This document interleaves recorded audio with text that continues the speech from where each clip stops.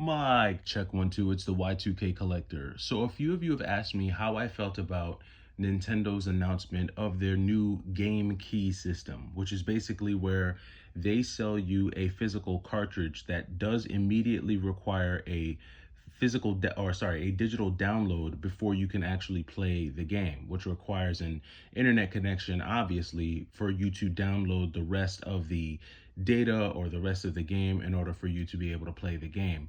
A lot of you have asked me about this after doing my, Nintendo Direct reaction video, and you wanted to know my thoughts.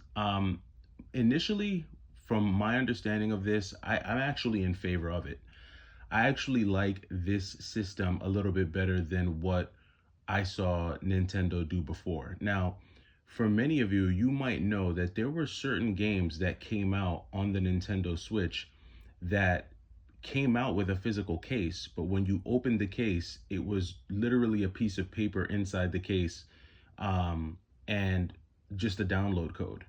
And pretty much once you use that download code, that piece of paper and that case were pretty much worthless because you couldn't really do anything with it after that. And that was a little annoying, honestly. Why sell a case? Why add cover art if you're just gonna send, if inside is just gonna be a code that's not reusable? And essentially, the big issue that I had with that, which a lot of collectors also had with that, is that it's not truly physical, meaning that you can't trade it, you can't let someone else borrow that code, you can't resell the game once you decide you no longer want it. Like, you can't trade it in, right? There's no value after you've used the code. It becomes pretty much worthless. Well, the new game key system, in my opinion, I think it's a lot better than doing that.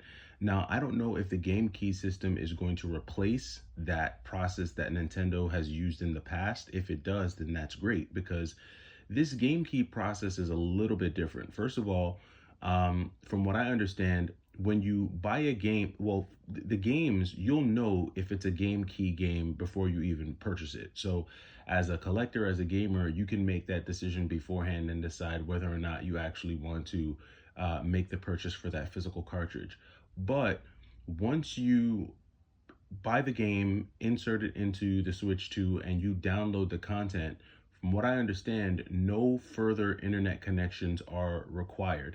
You no longer need the internet to continue playing the game. Once you downloaded it once, you're good to go. So that's the first part about that. The second part about that is that once you've downloaded the remainder of the content, that game card, right, that has the game key feature is not necessarily worthless, because you can still take that game card and say lend it to your friend or give it to someone else, and then they too would be able to insert the cart and download the rest of the content, and they won't need to have any more internet connections themselves. And basically, the point being is that you can resell or trade in that card because it is reusable.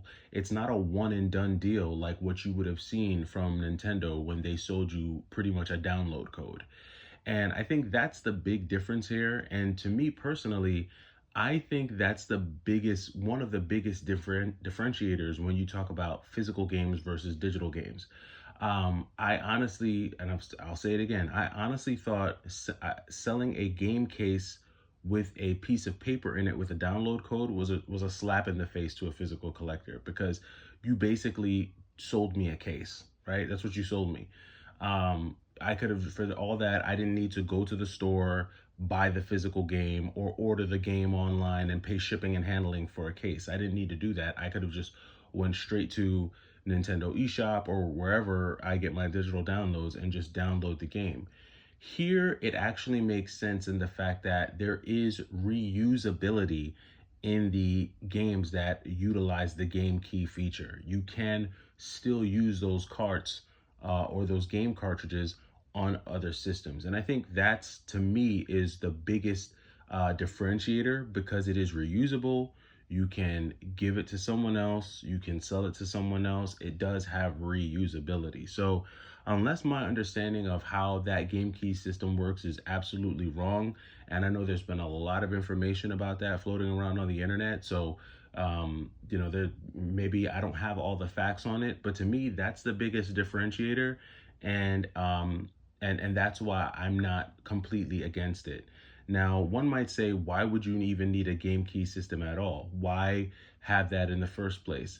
Um, I haven't done the research to really know this, but what I would assume is that some of these games may just be too big to store on a single game cart.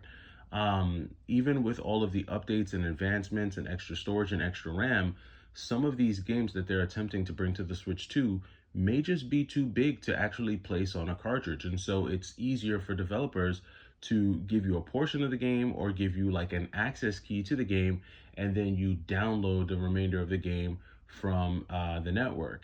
Um, and I mean, I guess everyone's going to feel about that how they feel about that. I typically don't really run into issues with that as a collector myself, because as you can see, the types of games I collect, like Gravity Circuit, Shredder's Revenge, Astral Chain, most of the games that I collect typically come complete. And my assumption is going to be that most Switch games will come complete, but there will be those outlier games that have a lot of content, have a lot of dialogue. Maybe they're really vast open world games with a number of NPCs and all that stuff.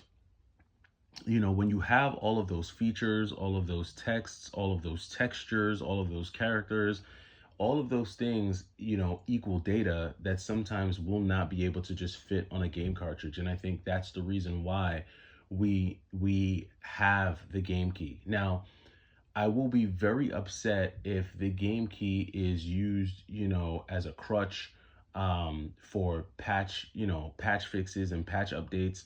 I guess what I'm saying is I hope Nintendo doesn't go down the road that we've seen with like Sony and even Xbox, where, so many of these games need patch updates and things like that because they're not complete or they're not done properly. I'm hoping that Nintendo will do better with that. Although I have seen games that do require that. In one of my most recent videos, I referenced a 2D side-scrolling hack and slash game at that, Ganryu 2, which isn't a big game. I don't think it has a lot of data, but when it was at least released rather initially, it had a lot of glitches, and you really needed to download like the 2 point something version to get a cleaner version of the game. Because from what I understand, even that version um, isn't perfect. So, I mean, the game key in a nutshell, my response and my thoughts on it are I'm not up in arms about it. If it's Nintendo's new way of if it's the replacement to those cases that they used to sell with just the pieces of paper with the game codes in it, I'd much rather go with the game key system than Nintendo continuing to do that. Because again, at that stage of the game, you're selling me a case with a piece of paper in it. And I'd much rather the game key system as opposed to that. If I'm wrong, let me know down in the comments. If there's details that I'm missing, you can also let me know in the comments. I'm interested to know your thoughts, but I'll catch you in the next video. It's the Y2K Collector. Take it easy.